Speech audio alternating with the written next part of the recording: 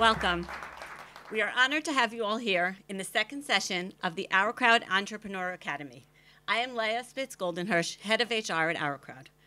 In this morning's session, we learned how to raise money for how to raise the initial money for your startup and how to perfect your pitch so you're convincing. Now that you've all raised your funds and perfected your pitch, we need to learn about the most important aspects of our companies, our employees, how to hire, how to retain, and how to compensate.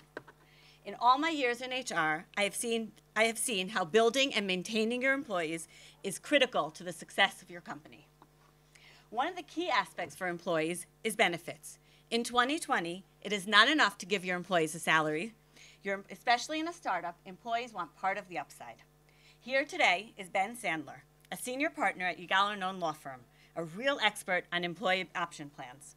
Ben has extensive experience in executive compensation and employment issues and leads the firm's practice in employee equity incentive plans. Ben has been practicing law for over 20 years, and his expertise in mergers, acquisitions, and equity investments.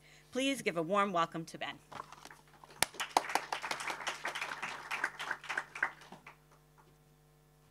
Hi, everyone. Thank you for the intro. What I'd like to do is give a very high-level intro to what we call ESOPs, hopefully benefiting from experience that I've had both at the start and at the end when there's an exit, some things that I've learned and hopefully some tips that will help you think about these issues. So without further ado. So first of all, ESOP is a loosely used term. Before we actually jump in, I just wanted to survey some of the uses that it goes.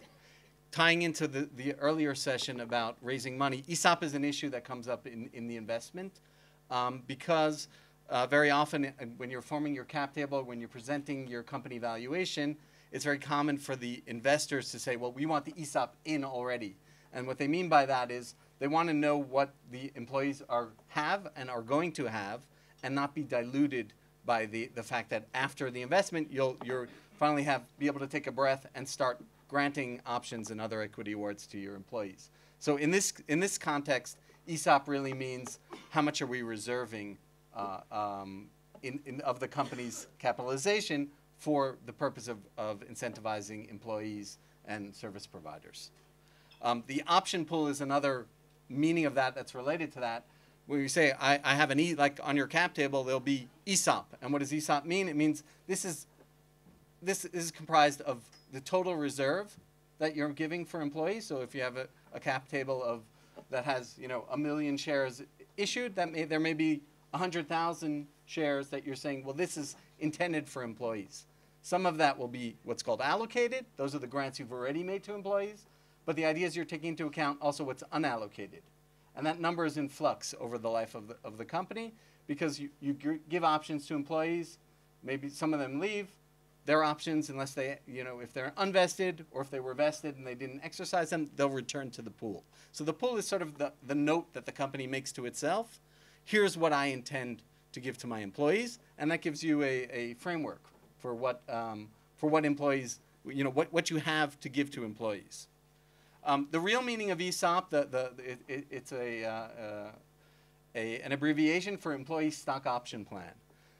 It's probably more accurate to talk about equity plans in general, although in early stage companies, which I assume is the emphasis here, the grant you're usually making will be options and not something else. And in Israel, that's sort of the default and the correct security that you should be giving grants in, and we'll talk about exactly what that means. Sometimes people talk about ESOP in the sense of each individual employee, like you're hiring an executive, so what's my ESOP? And what they really mean is, what am I getting? What's my percentage? What's my stake in the company? What I have to say here is everyone wants to talk in percentages, and it's okay to express it like that, but you got to be careful what that means, because as a company, you're typically promising people things and writing down, okay, you'll get, 1% of the company, but that's a moving target, right? I mean, because it depends on what's happening in the company. If you tell someone they're getting 1% of the company the day after you form the company, that's different than 1% the day after you closed your first investment. And that can lead to disputes and misunderstandings. So you really want to be careful about how you're presenting that.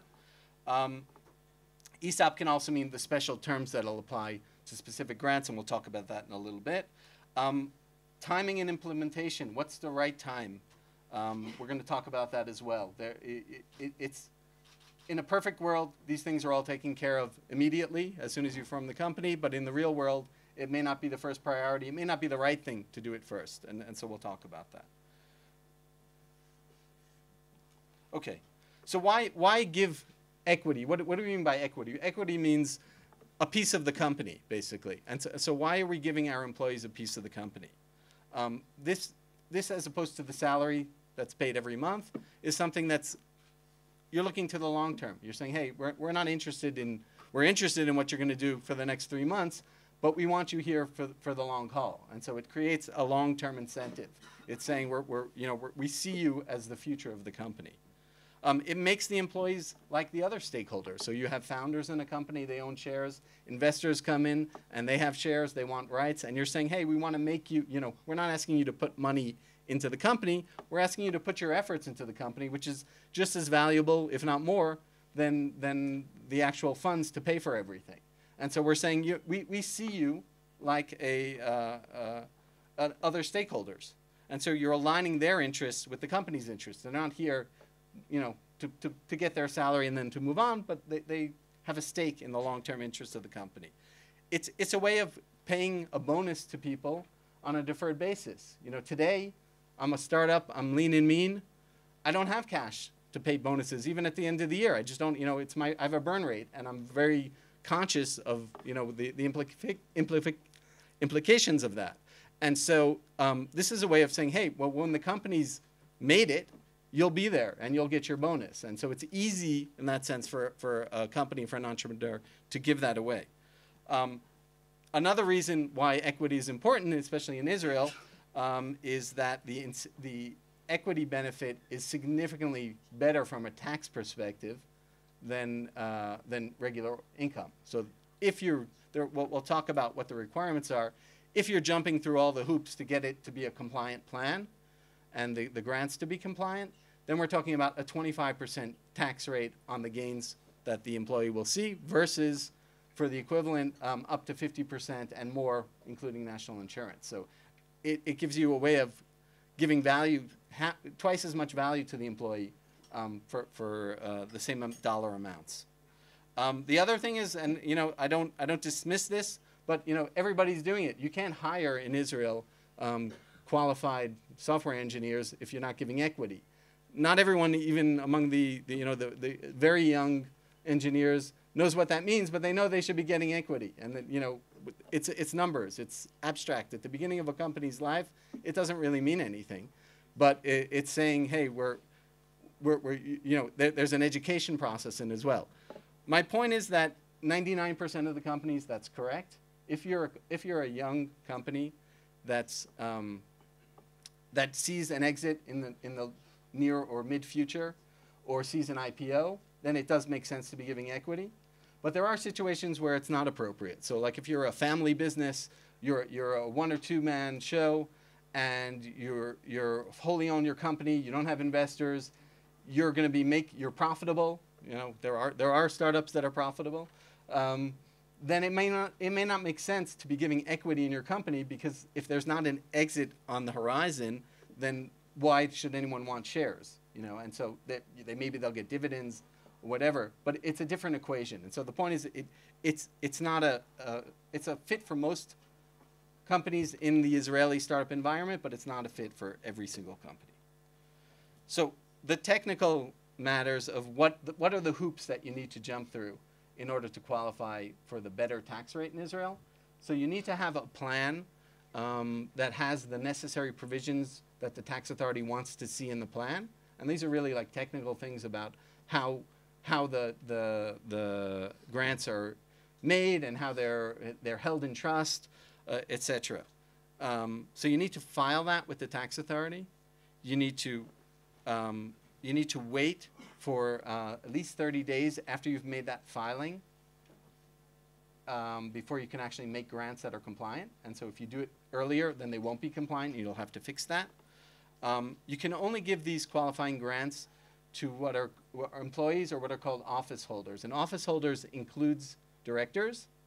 Office holders can also be consultants in the sense that if your CTO or your CFO of the company happens to be a consultant rather than an employee. But generally, we're talking about someone who reports directly to the board in a company that's big enough for that to be meaningful, and not, well, we're 5 people in a room, so of course everyone's reporting to the CEO or the board.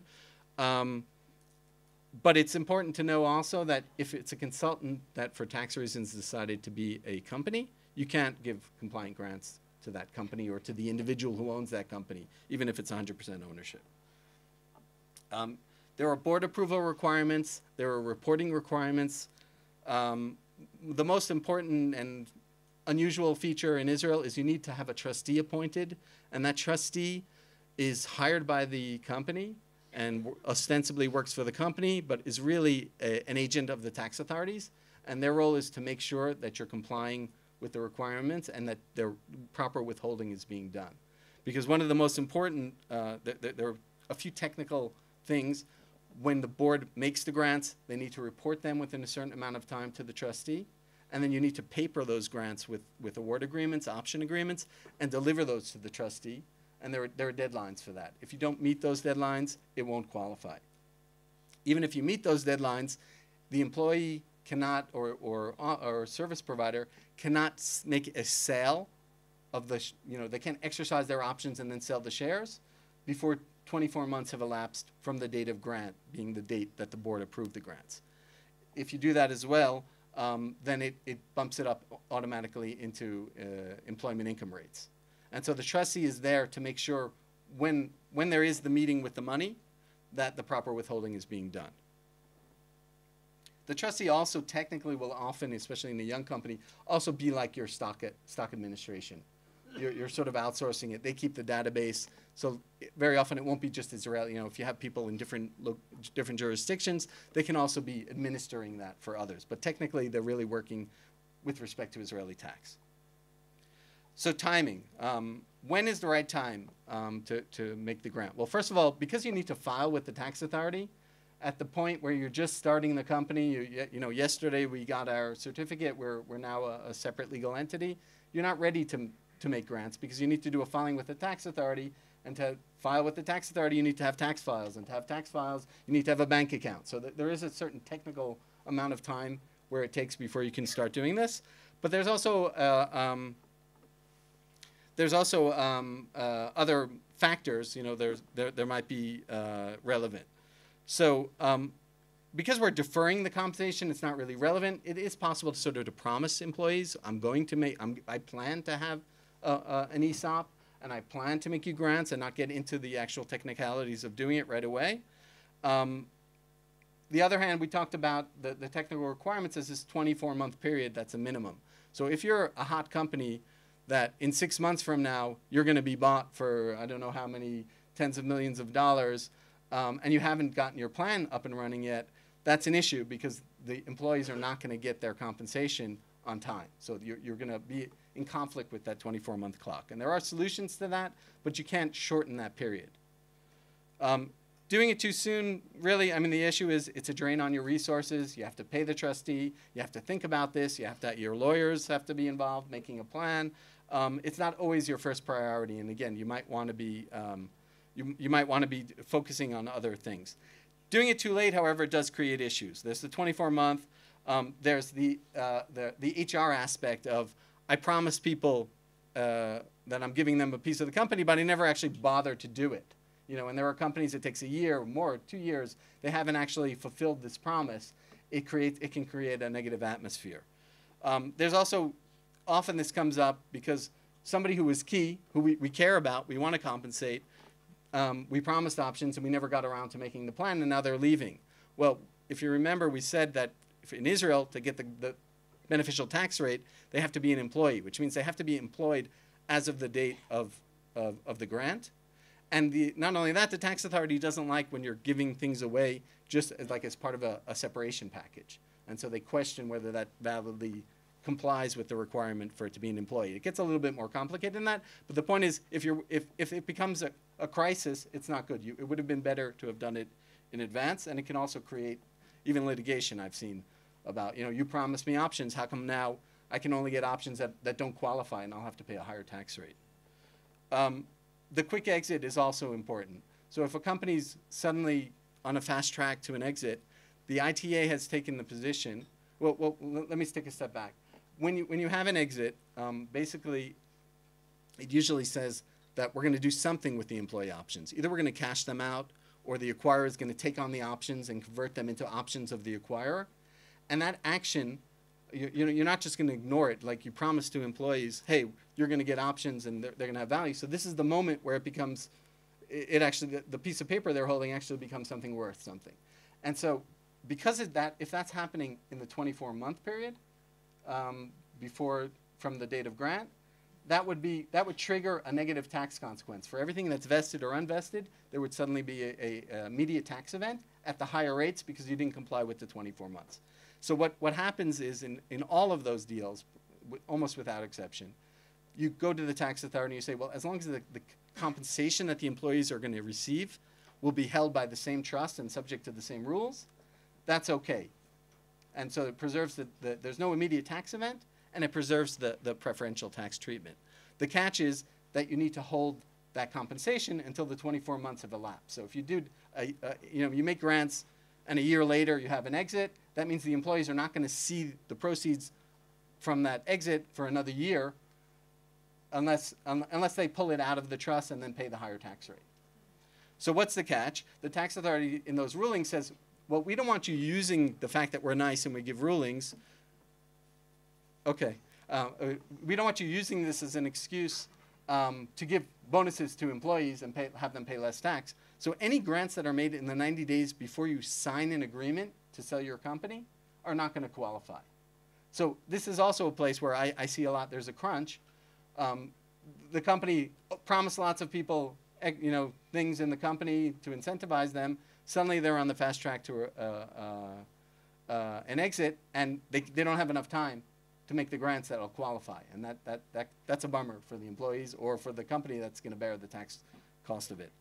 How much time do I have? 1 minute? 2 minutes? 1 minute. 1 minute. Okay.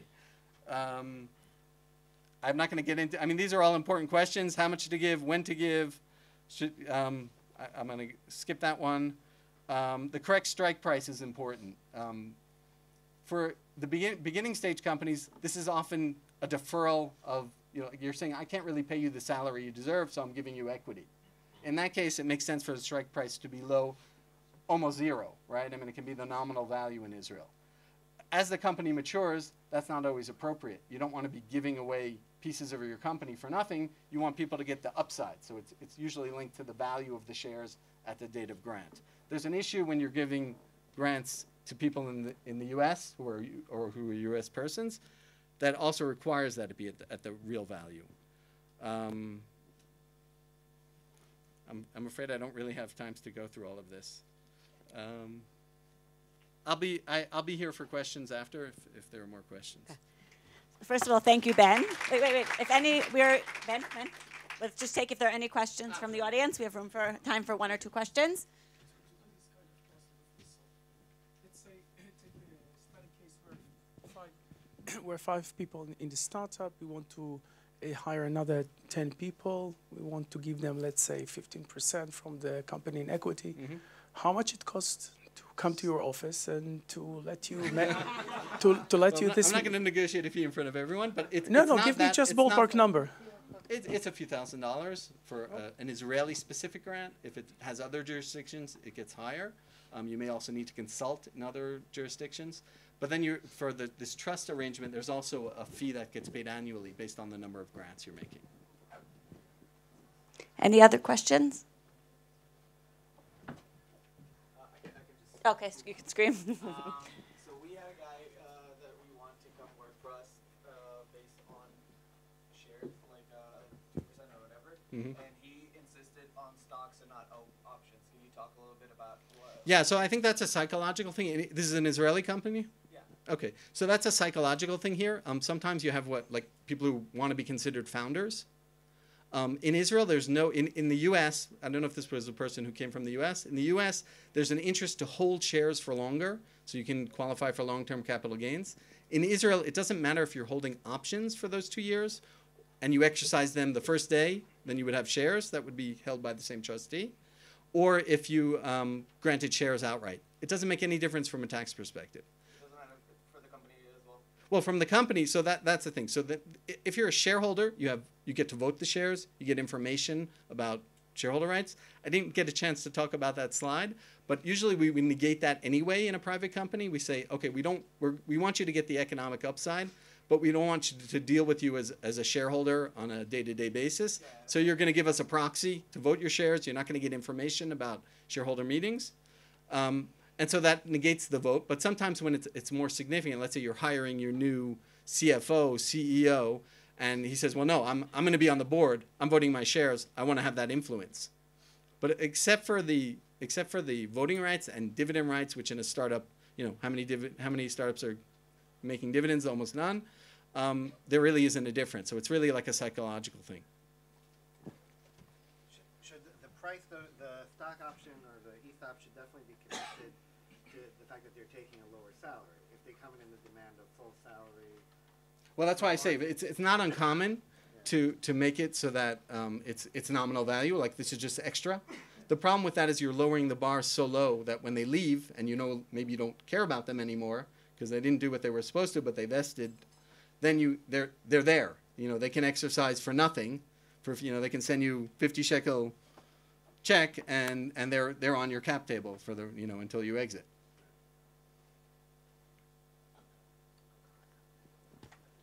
Thank you. Okay, thank you. Thank you, Ben. It was great learning about how building our option plan helps us retain our employees. Another important aspect for success of employees is culture and engagement. As best-selling author Simon Sinek says, when people are financially invested, they want to return. Sorry. When people are emotionally invested, they want to contribute. And that's what we all want from our employees. We have here today an expert on HR engagement and culture, Connor Esrick from PuzzleHR. Connor has flown to Israel for the OurCrowd Summit from Palm Beach, Florida. Connor has a unique background in the financial industry, both in VC and private equity, a passion for startups and growing companies, and now is the Director of Business Development at PuzzleHR, a premier human resource outsourcer. Connor, it is an honor to have you here.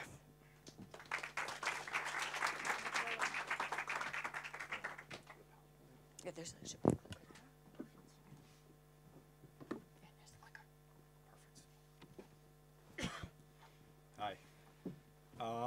Well, first I wanted to start off just by thanking OurCrowd for getting this whole event together. It's really amazing to see just how many investors, employees, startups, big corporations, just all gathering together in the same place. So, really happy to be speaking here at the event. Before I get going, I just wanted to kind of let everybody know that I'm going to be asking a few questions just to keep the crowd engaged because this is a broad topic. And two, I'm going to be reading a lot, so if I don't look up, just please don't mind. A lot of jet lag and all that. So I wanted to focus the topic on human capital and the cost of building a business and growing in the U.S. Some of the topics we'll be covering are human capital, the new and kind of transformational HR aspect of the industry, the rise of outsourcing, and the future and beyond. So let's get into it.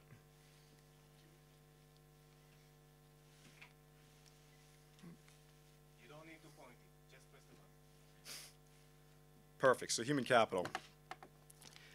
Quick show of hands here. How many people in here are founder, co-founder, investor, just been with a startup? Great. Second question.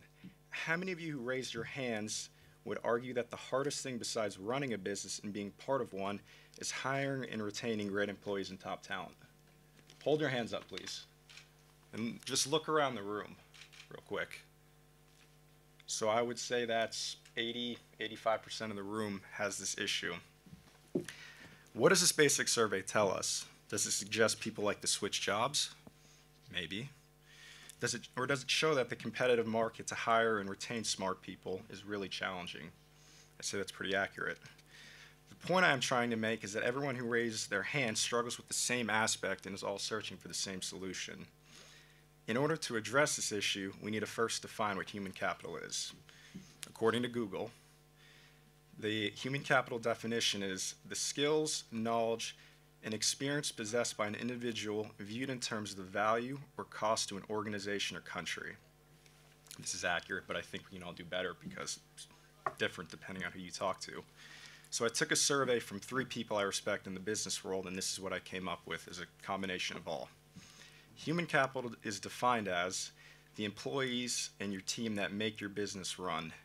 They are your biggest investment a company makes and the ones that grow a business. They are the key to developing the technology, making the wheels turn, and can separate normal companies from the biggest and most successful corporations in the world. An organization is often said to only be as good as its people. I think we all agree that's pretty true. The best teams tend to win, whether it's in sports, whether it's in a restaurant, or just in a simple startup. Human capital is almost always the biggest expense of a company, and the cost of recruiting, hiring, training, and keeping key people is a tricky task and an expensive one. The company that learned to do these tricks and solve them early are usually the ones that survive and thrive. No employee wants to be at a company short term, or if that is their goal, then the leaders probably don't want them anyway. Leaders want a return on their investment, which is why money and time is used in recruiting and training, the topic of our discussion. And this is just a bit on psychology. One of the main keys for happiness in the work environment is constant learning and growth. I think the entire reason everybody in this room and all the 15,000 people here today are here is because we're all trying to learn something new, whether it's in a medical company or the people in this room who are just trying to get a little better understanding on how can they make their business run more efficiently. I'm not saying constant change by any means, because I believe routine is a key trait of many successful people. I am simply stating that you and your team must constantly be learning, figuring out more efficient ways to get your product or service out, and bring on new technologies to keep a culture and growing environment. If you can follow just this one simple task, you will keep employees motivated, and it will keep them around and create a more driven, sustainable, and successful company. Now on to transformational HR. It's a new and hot topic. So what is transformational HR? By definition, again according to Google, transformational HR is the process of fundamentally rethinking and restructuring the HR function of a department or an organization. In simplest terms though, I like to just say the digital workplace is evolving, and that includes the HR and back office teams. Technology has transformed the way employees work. The latest tools in AI, automation, targeted workflows have all increased channels for communication. If anybody was in the main room this morning, I'm sure they saw a quick example was the blood testing company. A simple change that goes from a 2-day process to now a 10-minute. Just something we all have to adapt to, especially in the medical space. These new technologies will provide back offices with enhanced business intelligence, meaning their time and resources can be used more productively, meaning business owners and their companies can get more done. People today want technologies across many fields to make our lives easier if possible. And a reason for these technologies is because generational demographics of the labor force are shifting. Baby boomers are starting to leave the workforce, while millennials, who make up the majority, are pretty much taking over the labor force. And millennials have a much different expectation compared to their previous generations before. This has pushed employers to adopt new technologies quicker and stay current, because all of these employees and my generation to the 45-year-old generation really wants the newest and greatest things, because whether it works or not, they think they're getting a better deal. This means HR and back offices are trying to lift the new balances and get the processes going, and just basically spending more money to try and figure out what works. And unfortunately, there isn't really a right choice when it comes to the HR back office team. This is why you really need to customize and see what your needs and fits are for your company. Here are a couple key things to focus on during this, so I'd maybe write these down. Employee engagement. It sounds exactly what it is. It is constantly engaging with your employees across all aspects of your business, whether it's just saying, hey, how are you? What can we improve in the marketing department? What can we do in the financial side? What can we do about getting our product from point A to point B quicker? Just little conversations. They will usually tell you exactly what you want to hear, whether it's a CFO, the point will get across, and I think most people in the department will have a similar reaction and will give a similar response because the problem is usually universal. You'll save quite a bit of time and money on this process using this basic strategy. Point 2, why is the employee experience so important? Enhancing the employee experience is one of the best ways to increase productivity and boost engagement. Currently, a big percentage of employees struggle to get the information they need from their employers. Basically, this is just the supply chain or command chain where a CEO really wants this, and the person at the bottom doesn't really know what he wants. Case in point, we all struggle with this, whether it's with a spouse, a friend, they say, let's do this, and there's just a miscommunication and someone ends up mad. It can in turn delay and slow down your team, leading to a less productive team, which means less revenue, less deals closed, and products lost, potentially lost. Transformational HR and technology encourages an environment where it will allow easier communication and help combat the lack of between employees and employers. Third point, developing and training quality fees and managers and ROI. A better trained and engaged business makes the company more profitable. The technology will assist both heavily in these aspects. The AI, targeted workflows, and increased channels for communication will all translate to higher revenues, which means more profit. Everyone wins. It will also increase the margins on little parts of the business where you would be surprised where it even worked. To me, a dollar saved is a dollar earned, and the transformational HR will save many dollars for your business.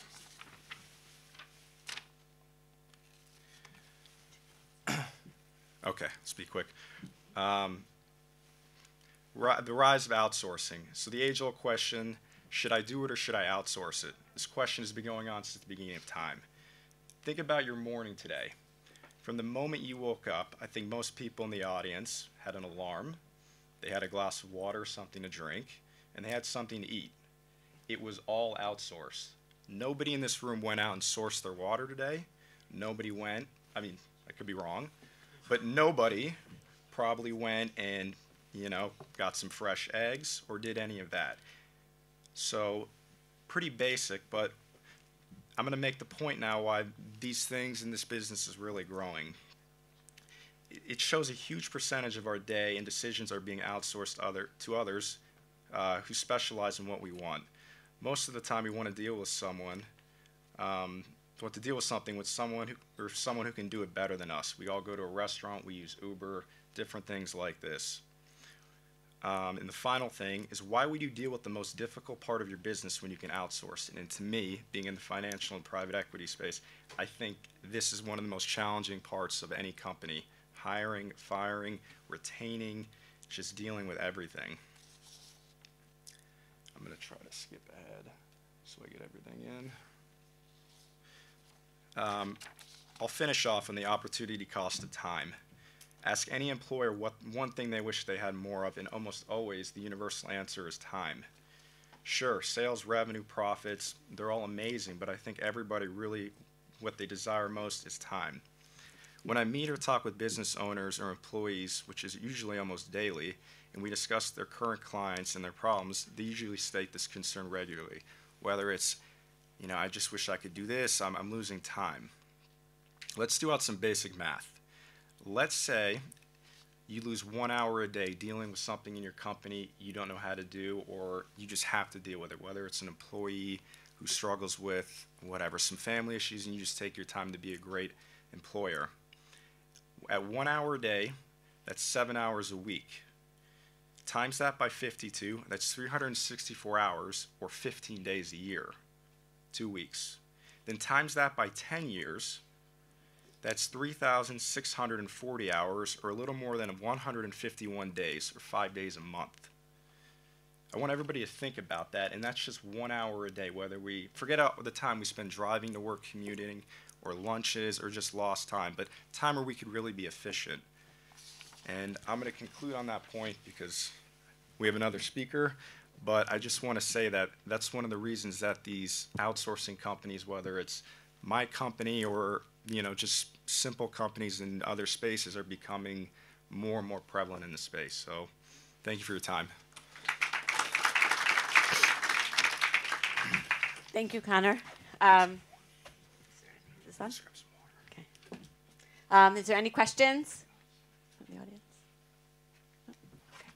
Okay. Thank you. Thank you. Thank you for learning, for teaching us how to be more productive and find best ways of use of our time.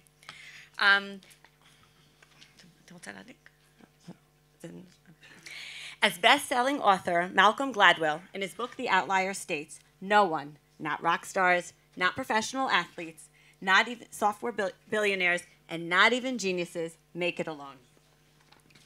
We can take from this that the key to a company's success is recruiting and building the right team. Not one entrepreneur in this room can do it all. For the last section of today, I will interview Sigal Widman on the tricks and tips for building a successful and effective executive team. Sigal is an expert in combining human capital and business insights who has been working for many years in venture capital industry, including consulting to OurCrowd's investment team.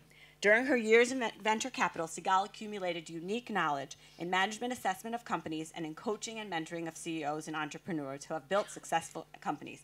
Please join me in welcoming Sigal.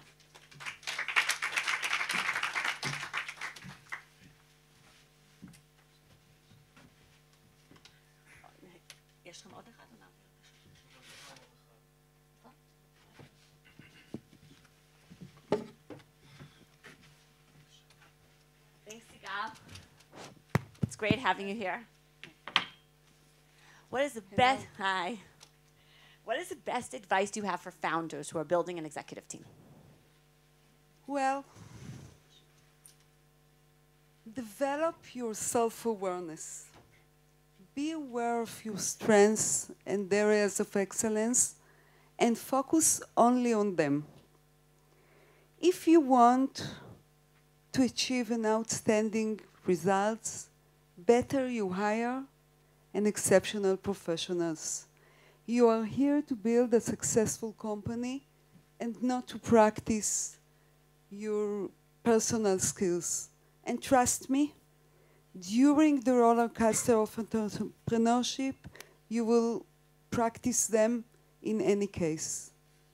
And it's important to remember that developing the self-awareness is a continuous process. And if you ask me how I can do that, just ask for feedback. Ask for feedback from your investors. Ask for feedback from your management team. Ask for feedback for someone unbiased who wants only your best. It could be executive coach, and it could be a business mentor. You do the due diligence for OurCrowd's investment team. Yeah. What are you looking for in a management team? Well, it's very easy. A complementary team. And I explain what does it mean.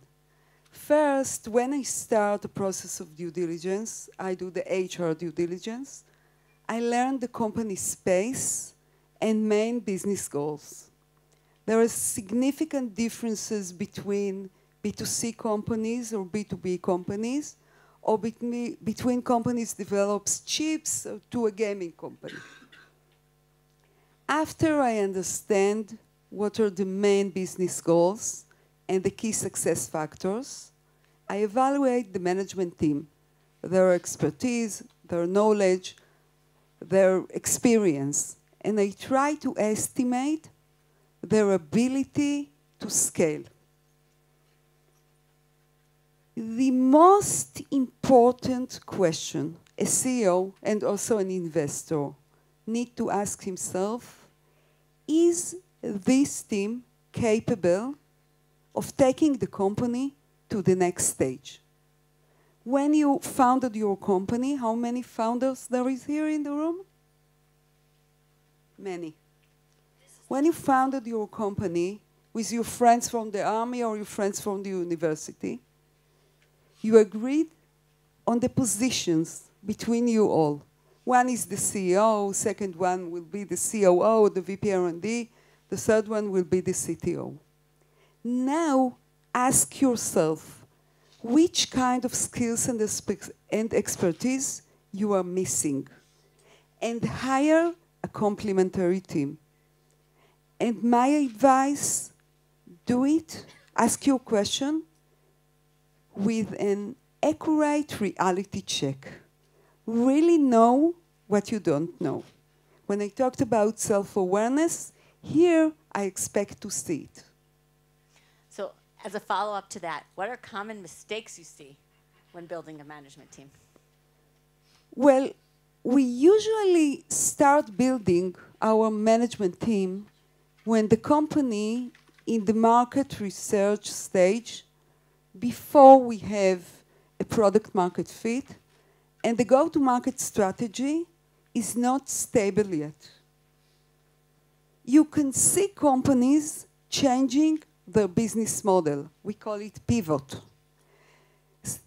There are companies significantly changing the business model from B2C to B2B, but more frequently, I see companies that their customer acquisition based on inside sales methodology, and they are developing or switching to typical software long sales cycle process, which requires different skills.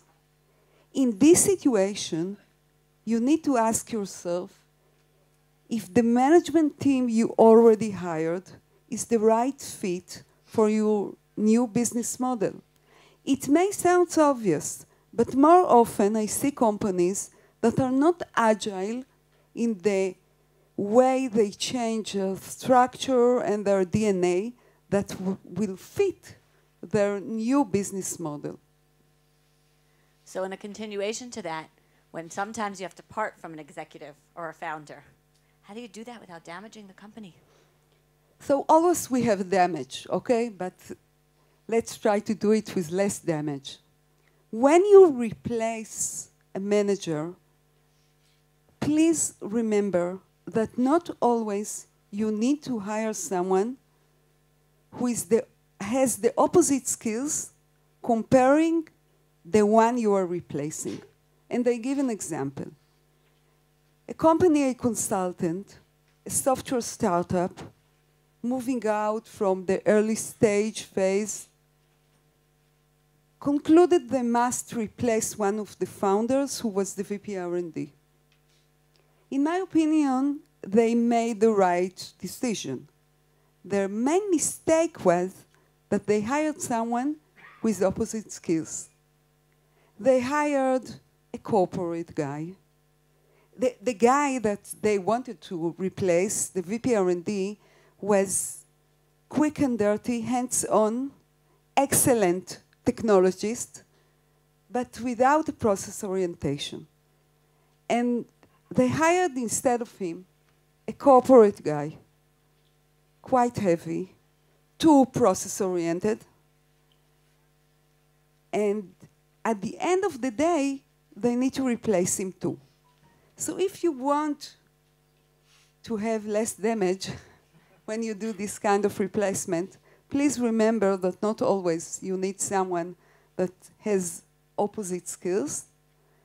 And most of the time, you can stop in between. So as part of what you described is moving from quick and dirty to process-oriented. Yeah. How can we do that the best? Many times when companies need to develop to the next stage, when the team is growing, and we call it in Hebrew, מהחבר'ה לחברה. From buddies and friends to the company, to business partners. I hear the sentence, we are a selected few. We are a commando unit. In Hebrew, we call it סיירת, as an excuse for disorder. So first, even a selected few team should be organized. all of us remember that methodology does not prevent agility and enables scalability. And my answer to them is, do you know the SAS, Special Forces, 7-piece philosophy? No doubt one of the best commando units in the world, if not the best. I hope there is not a lot of ex-Sayeret Matkal people here in the audience. They will kill me afterwards. The 7-piece philosophy says, and I say it slowly, proper preparation and planning prevents, piss-poor performance. Even in a selected few, you need a proper preparation and planning. And for proper preparation and planning, you need proper preparation procedures. Also in a selected team, also in a commando unit, and also in a small startup company that acts like a commando unit. Okay, thanks, Sigal. One last question is you taught us that we need to raise diverse team from diverse backgrounds. Yeah.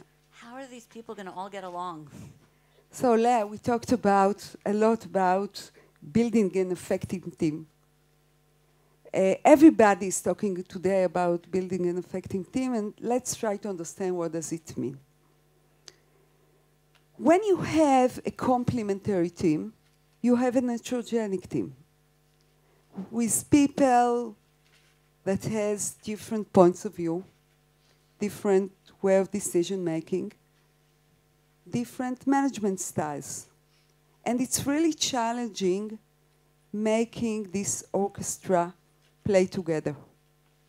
But if we understand and know that we compensate and contribute from this diversity, we have a mutual trust and respect. Believe me, every time I need to go with my husband to buy a piece of furniture, don't tell him I'm sharing it with you. It's all on video. It can make me crazy. His data analysis tendency makes him visit dozens of furniture stores when I can buy the second furniture I see. And of course I buy it before because it's pretty, without checking how strong is it or how easy to clean it is. But during the years, you know, almost 30 years we are together, I learned that his attention to details makes our decision-making smarter. So if we really understand and accept that we can contribute from the diversity, and we build a culture that enables each of the team members express his view and feel secure and open, then we achieve commitment. And team that has commitment has accountability. And when you have accountability, you see it in the team results and in the company achievements. Thank you. Thank you, Sigal. Just to recap, we enjoyed learning how to build and recruit our teams, how to have good employee engagement, and how to incentivize our employee. Thank you, Sigal, Connor, and Ben.